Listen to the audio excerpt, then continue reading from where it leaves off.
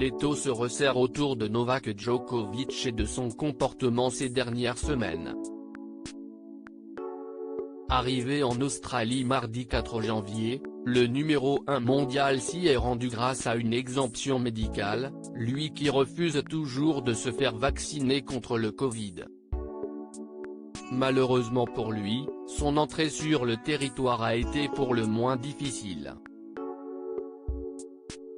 Mis en quarantaine dans un hôtel, le Serbe a finalement pu sortir après décision d'un juge lundi dernier. Désormais autorisé à se déplacer librement dans Melbourne, il se prépare tranquillement pour l'Open d'Australie qu'il compte bien remporter pour la 10e fois. Mais tout n'est pas encore réglé dans cette affaire. Depuis que les informations sur l'audition du joueur de 34 ans ont été divulguées par la presse, certains de ses agissements sèment le trouble.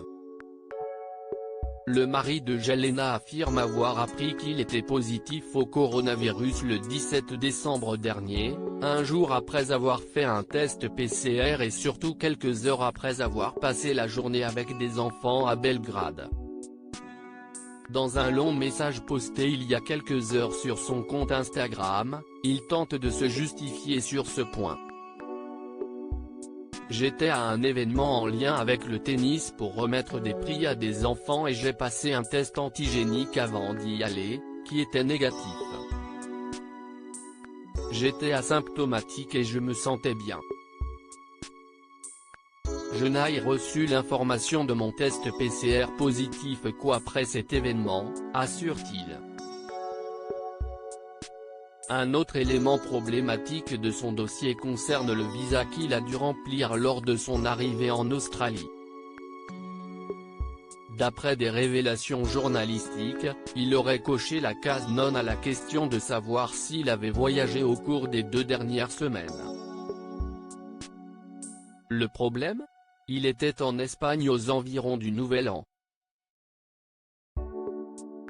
Cette déclaration a été remplie par mon équipe en mon nom. Et mon agent s'excuse sincèrement pour cette erreur administrative. C'était une erreur humaine et elle n'était pas délibérée, plaide Novak Djokovic dans son message, indiquant que son équipe avait tenté de joindre le gouvernement australien afin de clarifier cette erreur. Djokovic a-t-il fait un faux test positif? De plus, le journal allemand Der Spiegel vient de sortir des informations sur le fameux test PCR positif de Novak Djokovic de décembre dernier.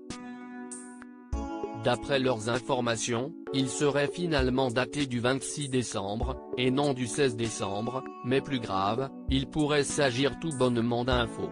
Selon eux, l'horodatage du QR code du test correspond bien au 26 décembre. De plus, le QR code de ce test positif affichait résultat négatif sur le site officiel de l'administration serbe dans un premier temps, avant d'afficher finalement résultat positif.